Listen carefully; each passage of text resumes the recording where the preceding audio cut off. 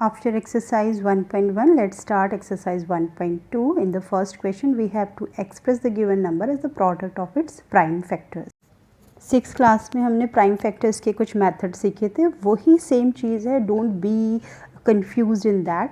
आप prime factors factor tree method से भी निकाल सकते हैं as it is shown on the screen. First of all 140 को हमने 2 और 70 दो फैक्टर्स में डिवाइड करा. देन 70 को 2 इंटू 35. देन 35 के लिए we are approaching for factor 5 and 7. तो आप देखेंगे at the last we are getting all the prime factors which is 2 2. Factor 3 method we will use on 156 and we get the prime factors 2 into 2 into 3 into 30. एक से भले हमेशा दो होते हैं, तो मैं दूसरा मेथड भी आप लोगों को शो कर रही हूँ which is prime factorisation method. आप चाहें तो प्राइम फैक्टराइजेशन मेथड से भी निकाल सकते हैं, लेकिन ध्यान रखना इस मेथड का नाम प्राइम फैक्टराइजेशन है. कुछ बच्चे इसे एलसीएम कहते हैं. It is not LCM at all. This is a prime factorisation method. So in that method you are very familiar. 140 divided by 7, then 20 by 5 and then 4 and then. इस prime factorisation को देखकर भी कुछ बच्चों को doubt आएगा कि ऐसे कैसे, पहले 7 से कैसे डिवाइड करा. First of all we have to divided by 2. तो ये भी माय डियर 10th क्लास में ध्यान रखिएगा दैट ऑर्डर डजेंट मैटर. ये आपको आगे आने वाली एक्सरसाइज में भी हम आपको समझाएंगे. तो इस चीज़ का ध्यान रखिएगा कि यूनिक ही आएगा आपके प्राइम फैक्टराइजेशन, ऑर्डर उनका मैटर नहीं करेगा. तो आप किसी भी तरीके से इसके प्राइम फैक्टर निकाल सकते हैं, either by factor tree method और bye prime factorization method. Both the methods is in front of you. You can choose any one which is convenient for you. Exercise 1.2 में अभी तक बहुत स्मूथली चल रहा है because all the things belonging to class 6. Now the next step also belongs to class 6. आपको सिर्फ छोटा सा रिकैप करना है. आप सबको समझ में आया है कैसे प्राइम फैक्टराइजेशन आप निकाल सकते हैं. अब इन्हीं प्राइम फैक्टर्स का यूज़ करके how we are able to calculate the LCM as well as the HCF. आपकी स्क्रीन पर मैंने क्वेश्चन सॉल्व करे हुए हैं. फर्स्ट पार्ट को देखेंगे, प्राइम फैक्टराइजेशन ऑफ 12. हमें पता है 2 इंटू 2 इंटू 3, क्योंकि आप 10th स्टैंडर्ड में तो आप ओरली भी प्राइम फैक्टर्स लिख सकते हैं. लेकिन फिर भी अगर आपको कोई कन्फ्यूजन रहती है, आप नहीं लिख पाते हो, तो कोई दिक्कत नहीं है. आप सीधा प्राइम फैक्टराइजेशन का मेथड जो मैंने ब्लू बॉक्स में शो करा है उसको भी यूज़ करके आप प्राइम फैक्टर्स लिख सकते हैं. अब हमें मेन काम करना है. The main focus area is HCF and LCM. HCF के लिए हमें हाईएस्ट कॉमन फैक्टर देखना है. तो गिवन फैक्टर्स में जो कॉमन मुझे दिखाई दे रहा है वो है सिर्फ 3. तो आपके पास जो एचसीएफ बनेगा इन तीनों नंबर्स का दैट इज़ 3 ओनली. अब आते हैं आप एलसीएम पर. एलसीएम के अंदर आपको लीस्ट कॉमन मल्टीपल लेना होता है. देखिए इसमें कई बार हम भूल जाते हैं क्या लीस्ट है, क्या कॉमन है, क्या मल्टीपल है. देखो एचसीएफ में आपको ऐसा फैक्टर लेना है जो तीनों में आ रहा हो, जो कि कॉमन हो. लेकिन जब आप एलसीएम पे जाते हैं तो आप हाईएस्ट पावर लेते हैं. जैसे कि आप देखिए आपके पास 2 जो है वो सबसे ज़्यादा बार 12 में आ रहा है, 2 की पावर 2. तो आप 2 को कलेक्ट कर लीजिए. अगर आप 3 देखें तो 3 सभी में 1 टाइम है, तो आपको 3 सिंगल ही लेना पड़ेगा. इफ़ यू टेक 5 तो 5 12 में तो है ही नहीं, लेकिन 15 में सिंगल टाइम है तो you can take 5. 21 7 single time है तो यू कैन टेक 7. आप ऐसा समझिए बफे में जो कुछ भी है वो आपको मैक्सिमम उठाना ही उठाना है, उसको आपको छोड़ना नहीं है फॉर द एलसीएम. एचसीएफ और एलसीएम का क्लियर कट होना चाहिए आपके माइंड में, बिकॉज इसी में मोस्टली स्टूडेंट्स ट्रांसफ़र कर देते हैं एलसीएम की जगह एचसीएफ और एचसीएफ की जगह एलसीएम. और ये आपने 6 में करा हुआ है. थोड़ा सा कंसंट्रेट करेंगे, it is very easy. On the screen मैंने सेकेंड और थर्ड पार्ट भी शो करा हुआ है. आप यहाँ पे वीडियो पॉज करके अच्छे से समझ सकते हैं. And you find any difficulty to find out the prime factors, तो आप अपना प्राइम फैक्टराइजेशन मेथड यूज़ करें and get the correct answer. हमने क्वेश्चन नंबर 1 में समझ लिया कि किस तरह से प्राइम फैक्टराइजेशन किया जाता है to get the prime factors. उसके बाद हमने क्वेश्चन नंबर 3 अटैम्प्ट करा पहले, बिकॉज वो कॉन्टिन्यूएशन में जा रहा है. हमने सीख लिया एचसीएफ और एलसीएम किस तरह से फाइंड आउट करने हैं. अब there is one more relation between LCM and HCF जो कि हमें क्वेश्चन नंबर 2 सॉल्व करने में हेल्प करेगा. So let's start this question. In this question हमें वेरीफाई करना है क्या एलसीएम और एचसीएफ का प्रोडक्ट इक्वल होता है product of the given 2 numbers. So let's start with the first part. 26 and 91. First of all आपने प्राइम फैक्टर्स निकालने हैं एज यू वांट. मैंने प्राइम फैक्टर्स निकाले हैं 26 के 2 इंटू 13 और 91 के 7 into 13. As I told you HCF common factor होता है, तो यहाँ पर सिर्फ 13 ही है कॉमन. उसके बाद बफे है and you have to take each one factor. Here I have to take 2 and 7 and 13. So I am getting the LCM which is 182. Now let's verify. अब मुझे वेरीफाई करना है HCF and LCM product. So 13 into 182 will give me 2366 and the product of the two given number, जो given numbers हैं हमारे पास 26 and 91 and their product is 2366. Yes, it is true. Verify हो गया that the product of the numbers and HCF and LCM product is same. With the same manner we can calculate the second part जहाँ पर HCF है 2, common सिर्फ 2 ही है और वो भी सिंगल टाइम, और LCM में again you have to take each one from the buffet. So I can get twice 2 because 92 में 2 बार 2 आ रहा है. And then 23, 3, 5 and 17 you have to take all and make the find the product which is 23460 and LCM and HCF product is 46920 and getting the HCF and LCM product which is exactly same. So again this is already verify कि हमेशा LCM और HCF का product जो है given 2 numbers के product के equal आएगा.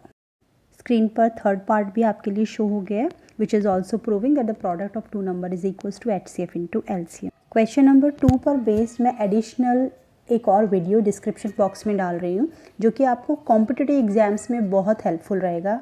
सो please watch that video also from the description box. You can take the link. Now start question number 5. हमें चेक करना है वेदर 6 की power n can end with the digit 0 और any natural number n.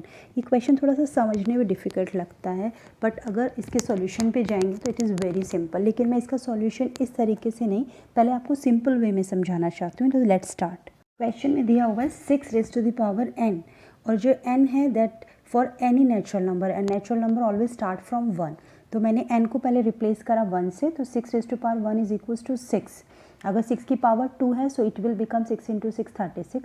If I take 3 so it will become 6 into 6 equals to 216 and if I take 4 so it will become 1296. तो आप ध्यान से देखो क्या कहीं पर भी यूनिट डिजिट 0 आई? नहीं. That's it which we want to check here in this question, that 6 raised to power 9 can end with the digit 0. So we get the answer. So let's summarize the answer with a proper manner.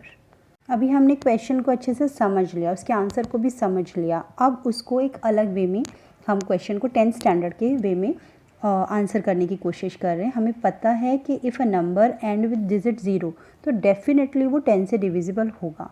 अगर वो 10 से divisible है यानी कि वो number 2 और 5 से भी डिविजिबल होगा बिकॉज 10 के फैक्टर्स 2 and 5 हैं.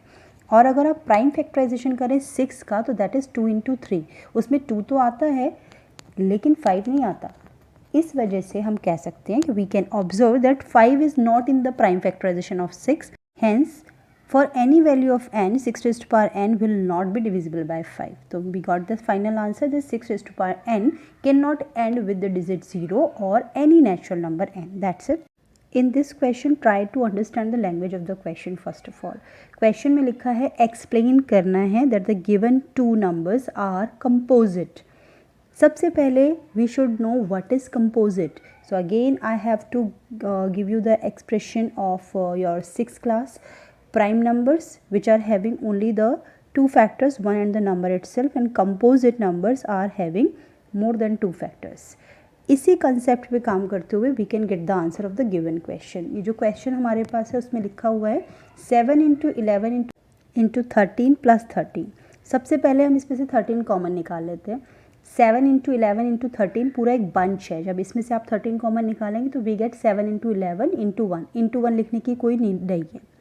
देन प्लस 13, तो प्लस 13 में से जब आप 13 उठाएंगे तो इट विल बिकम 1. तो मेरे पास आया 7 into 11 plus 1. सबसे पहले बॉड मास में आपको ब्रैकेट सॉल्व करना होता है और ब्रैकेट के अंदर we are having the multiplication, so we have to do the multiplication first. So I get 77 plus 1. After adding it will become 78 and after multiplying it by 13 I can get the number. लेकिन मैं यहाँ multiply नहीं करूँगी because I need the factors find out करने के लिए कि composite number है या प्राइम नंबर है. So we are having 13 into 6. तो these are the prime factors which I received and I know कि यहाँ पर फैक्टर्स जो हैं वो मोर देन 2 है. So this is not a prime number, this is absolutely a composite number. With the same manner we are having the next question, in that all of the bunch we are having of multiplication of the numbers and 1 is plus 5. तो So 5 is the keyword here, so I have to take 5 from the given number common, and I get 1008 plus 1 and 1009 and 5. These are the two factors because 1009 cannot be factorized further. So again this is a composite number because it is again having more than two factors. 5 1009 के अलावा भी यहाँ पर factors है, that is 1 and the number itself. So they are totally 4 factors. So you keep all this thing in your mind. ये more than 2 factors है तो ये कंपोजिट नंबर है, and I have shown that it is given question is having more than 2 factors. Now the application word problem is here, the last question of this exercise. Question में LCM निकालना है and we are understand कि LCM किस तरह से निकालते हैं. Main focus आपको देना है कि वर्ड प्रॉब्लम में कैसे पता चलता है कि हमें कब HCF निकालना है और कब LCM निकालना है. इसके लिए आपको डिस्क्रिप्शन बॉक्स में एक अलग से वीडियो मिलेगा if you want to find out this difference between the two. अभी मैं आपको क्वेश्चन नंबर 7 डिस्कस कर रही हूँ. In this question Sonia takes 18 minutes to drive 1 round of the field and the Ravi takes 12 minutes for the same. Suppose they both start at the same point and at the same time go in same direction. After how many minutes will they meet together at the starting point? Whenever any thing is repeating again and again, इस case में आप LCM निकालते हैं. HCF के case में mostly आपके पास word highest या longest word आपके सामने होते हैं. सो इन दिस क्वेश्चन आपको 18 और 12 का LCM निकालना है by using the prime factorization method. The product of the greatest power of each factor is 2 raised to the power 2 and 3 raised to the power 2. So the final answer is 36. Because the statement question, so you have to give the answer is statement. The time taken by both of to meet again is 36 minutes. So that is all for the exercise. Further you have to do lots of practice. Thank you so much for listening.